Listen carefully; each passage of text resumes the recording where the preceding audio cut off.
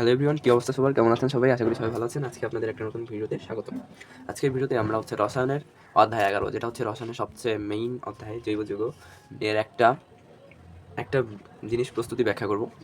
অনেক জিনিস আছে, তবেও এই জিনিসটা একটু ব্যতিক্রম অনেক ক্ষেত্রে মনে হয়। কারণ একটু ব্যতিক্রম এটা, এই কারণে বিভিন্ন বোর্ড পরীক্ষায় আসছেও রিসেন্টলি, সেই কারণে এটা নিয়ে আলোচনা করছি। তাহলে চলুন শুরু করা যাক। দেখেন, এখানে বলছে যে ইথিন থেকে মিথেন প্রস্তুত করো। আমরা একটা সারণীটা জানি যে প্রথমে মিথেন, আমরা জানি মিথেন, ইথেন এইভাবে আসছে, তাই না? মিথেন, ইথেন, প্রোপেন, বিউটেন এইভাবে আসছে। মিথেন, ইথেন, তারপর প্রোপেন, তারপর বিউটেন, তারপরে এইভাবে জিনিসগুলো আসছে। যেহেতু মিথেনের পরে ইথেন, ওকে, যেহেতু মিথেনের পরে ইথেন, এই ইথিন থেকে, ইথিন মানে আমার এটা কি ইথেন বলে নাই, কিন্তু ইথিন বলছে। ইথিন থেকে আমি যদি মিথেন বানাবো, ধরেন এখন আমি করতে কি পারি, এই ইথিন থেকে আমি যদি H3PO4 এটা জানেন আপনারা, করা যায়। এখান থেকে 60 এটিএম চাপ এবং 300 ডিগ্রি সেলসিয়াস তাপমাত্রা। এটা করার পর আমরা কি যাব, ইথানলে যেতে পারি। আমি এটাকে এভাবেই দেখাচ্ছি, ইথানলে যেতে পারবো, অর্থাৎ আমরা অ্যালকোহলে যেতে পারবো। অ্যালকোহল গ্রুপে যেহেতু ঢুকে গেছি, অ্যালকোহল গ্রুপ থেকে আমরা অ্যালডিহাইডে কীভাবে যাব? আমরা জানি যে জার্মান অক্সিজেন দ্বারা যদি আমরা এটাকে কোন প্রভাবক একটা আছে, প্রভাবকের নাম একটা প্রভাবক KMnO4 ইউজ করা যায়। KMnO4 যদি আপনি ইউজ করেন, তাহলে আপনি যাবেন ইথানল। ইথানল মানে অ্যালডিহাইড গ্রুপে ঢুকলেন আপনি। অ্যালডিহাইড গ্রুপ থেকে আবারও যদি এই জার্মান অক্সিজেনের উপস্থিতিতে, অবশ্যই জার্মান অক্সিজেন দ্বারা সেম কাজ করবেন, যদি KMnO4 দ্বারা যদি আবার জারিত করে দেন, তাহলে ইথানোয়িক অ্যাসিড পাবেন। ওকে, আমি এটার মাধ্যমে দেখাচ্ছি, গ্রাফের মাধ্যমে খুব সহজে বোঝা যায় জিনিসটা। এই ইথানোয়িক অ্যাসিড আপনি পেয়ে গেছেন। আমরা একটা প্রক্রিয়ার নাম কি জানি, ডিকার্বক্সিলেশন। এখন আপনি যদি এই জায়গায় ডিকার্বক্সিলেশন করেন, ডিকার্বক্সিলেশন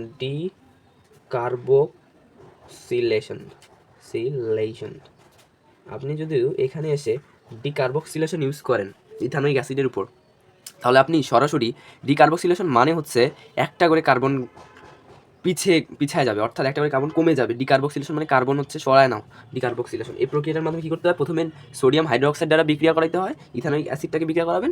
এর পরবর্তীতে যেটা উৎপন্ন হবে সেটার সাথে আপনি সোডা লাইম যুক্ত করে দেবেন। সোডা লাইম যুক্ত করা মানে সোডা লাইম মানে আমরা মূলত ক্যালসিয়াম অক্সাইড দ্বারা যদি বিক্রিয়া করান, উপস্থিতিতে বিক্রিয়া করান, তাহলে আপনি দেখবেন যে এখান থেকে সরাসরি মিথেন উৎপন্ন হয়। কারণ মিথেনের পরে আসছে ইথেন। এখন আপনি যদি ইথানোয়িক অ্যাসিডটাকে ডিকার্বক্সিলেশন করেন, তাহলে এর আগে আসে মিথেন, একটা কার্বন কমে গেলে ওখানে আসতেছে মিথেন, সেক্ষেত্রে এখান থেকে মিথেন উৎপন্ন করা যাবে। এখানে অবশ্যই এই ক্ষেত্রে ইথানোয়িক অ্যাসিড পর্যন্ত আসতে হবে এবং ইথানোয়িক অ্যাসিড থেকে ডিকার্বক্সিলেশন করতে হবে, এটা নিয়ম, এভাবেই করার নিয়ম। তাহলে চলুন এটাকে একবারে কীভাবে আমি বিক্রিয়াগুলো করে দেখিয়েছি সেগুলো আপনাদের একবারে দেখানো যাক। দেখুন, আমি এখানে কাজটা করে নিয়েছি, এখন আপনাদের চেষ্টা করবো বোঝানোর। ইথেন তো মিথেন তৈরি করা জিনিসটা খুবই সহজও না, আবার খুবই কঠিনও না, আসলে জিনিসটা বোঝার বিষয়। তাহলে আমরা শুরু করি। এখান থেকে ইথেনকে আমি প্রথমে বলছিলাম যে H3PO4 প্রভাবকের উপস্থিতিতে আপনি এখানে এই ধরনের আরও অনেক ধরনের প্রভাবক ইউজ করতে পারেন। আমাদের H3PO4 ইউজ করতে হবে, এটা বই অনুসারে আছে, সেজন্য আমরা H3PO4 ইউজ করেছি। H3PO4 প্রভাবকের উপস্থিতিতে আমি যদি পানি দ্বারা প্রথমে ইথেনকে বিক্রিয়া করাবো এবং 60 এটিএম চাপ অবশ্যই বজায় রাখতে হবে এবং 300 ডিগ্রি সেলসিয়াস তাপমাত্রা যদি প্রয়োগ করি, তাহলে আমি ইথিন থেকে ইথানল পাবো। ইথানল মানে কি? ইথানল মানে ইথানলটা আমাদের অ্যালকোহল গ্রুপে প্রবেশ করবো। অ্যালকোহল গ্রুপ 3টা আছে, মানে ওই ধরনের গ্রুপ 3টা আছে, একটা অ্যালকোহল, একটা অ্যালডিহাইড, একটা ফ্যাটি অ্যাসিড বা জৈব অ্যাসিড, 3টা গ্রুপ শেষের দিকে। তার মধ্যে আমরা অ্যালকোহল গ্রুপে পৌঁছে গেছি, ইথানল। এখন ইথানল থেকে যদি আপনি সামনের দিকে আগাতে চান এক ধাপ করে, তাহলে সেই ক্ষেত্রে কী করতে হয়, যে ইথানলকে অক্সিজেন দ্বারা জারিত করতে হয়, তীব্র জারক দ্বারা জারিত করতে হয়। এই কথাটা লিখলে আরও ভালো হয়, যে এই জার্মান অক্সিজেন লিখতে পারেন, বা তীব্র জারক দ্বারা জারিত করলে আমরা ইথানল পাই, এই কথাটাও লিখতে পারেন, বা জার্মান অক্সিজেন এভাবে লিখেও দিতে পারেন, এটাও হবে। ওকে, আমরা আপাতত এটা লিখেছি, আপনারা চাইলে লিখতে পারেন, যেহেতু আমার জায়গা শর্ট আমি কারণে লিখছি। এবং প্রভাবক KMnO4 ইউজ করছি আমি এখানে, আপনারা এই ধরনের আরও প্রভাবক ইউজ করতে পারেন। এই কেএমএনও প্রভাবকের উপস্থিতিতে যদি আমি এটাকে জারিত করি, এই ইথানল মানে হচ্ছে অ্যালকোহল থেকে অ্যালডিহাইড ইথানল তৈরি হয়, অ্যালডিহাইড ইথানল তৈরি হয়। এই ইথানল থেকে এটা আমি জার্মান অক্সিজেন দ্বারা বিক্রিয়া করলাম, ইথানল প্রস্তুত হইলো। এখন ইথানলটা প্রস্তুত হলো, বিক্রিয়া করে শেষ করলাম। এখন আপনাদের বিক্রিয়া শেষে মনে রাখতে হবে যে আমাদের এই যে এইচগুলো হাইড্রোজেনগুলো মিল রাখতে হবে সমতা করার জন্য। 3টা 2 5 1 6 6টা হয়েছে। এই পাশে ছিল হচ্ছে 3 1 4, এখানে 6টা এখানে 4টা, মিল তো হলো না। সেক্ষেত্রে কী করতে হবে, আমি এক্সট্রা করে পানি অ্যাড করে দিলেই কিন্তু হাইড্রোজেন মিলে গেছে। সেক্ষেত্রে একটা বুদ্ধি কি, চোরাই বুদ্ধি, যদি না মিলে কোনোভাবে, যদি না মিলে শেষে পানি অ্যাড করে দিবেন, মিলে গেল। ওকে, ক্লিয়ার। এখন আমরা কী করবো, আমরা ইথানল পেয়ে গেছি। এই ইথানলটাকে যদি আবারও আপনি তীব্র জারক দ্বারা, তীব্র জারক মানে হচ্ছে জার্মান অক্সিজেন, এই ইথানলটাকে যদি আবারও তীব্র জারক দ্বারা জারিত করেন, যেহেতু ওর একই গ্রুপের অ্যালকোহল, অ্যালডিহাইড এবং ফ্যাটি অ্যাসিড যেহেতু একই গ্রুপের জিনিস, তাহলে ওইখানে জারিত করলেই কিন্তু ওদের কাছে একটার পর একটাতে পৌঁছানো যায়। সেক্ষেত্রে ইথানলকে যদি আপনি জারিত করেন, সেক্ষেত্রে আবারও ইথানল থেকে আপনি হচ্ছে ইথানোয়িক অ্যাসিড পাচ্ছেন, ইথানল থেকে ইথানোয়িক অ্যাসিড পাচ্ছেন। সেম কেস, আপনি শুধু জারিত আবার করে দিবেন। ইথানল থেকে ইথানোয়িক অ্যাসিডে পার্থক্যটা, কোনো পার্থক্যই নেই, শুধু 2বার জারিত করে দিবেন। ওকে, আর শুধু এইখান থেকে গ্রুপ বদলানোর ক্ষেত্রে এই কাজটা করতে হয় যে H3PO4, এটা হচ্ছে আপনি 2 নাম্বার থেকে, আমি প্রথমে আসছে যে ইথেন, ইথিন, প্রথমে এন, ইন, আইন, তারপরে অ্যালকোহল, অ্যালডিহাইড, ফ্যাটি অ্যাসিড, এইভাবে মনে রাখলে আরও সহজ হয় জিনিসটা। যেহেতু আমরা ইথানোয়িক অ্যাসিড পেয়ে গেছি, এখন জারক দ্বারা জারিত করে দিয়েছি তীব্র জারকে। এখন কথা হচ্ছে এইখানে হচ্ছে টার্নিং পয়েন্ট। আমার মেইন কাজ ছিল হচ্ছে আমরা জারক দ্বারা জারিত করে ইথানোয়িক অ্যাসিড পর্যন্ত পৌঁছলাম। এখন কথা হচ্ছে ভাইয়া যে ইথানোয়িক অ্যাসিড যে আমার কী লাভটা হবে, ইথানোয়িক অ্যাসিড থেকে আমি একটা জিনিস করতে পারবো আমার বই অনুসারে, সেটা হচ্ছে আমার একটা বইয়ে একটা জিনিস নাম ছিল ডিকার্বক্সিলেশন।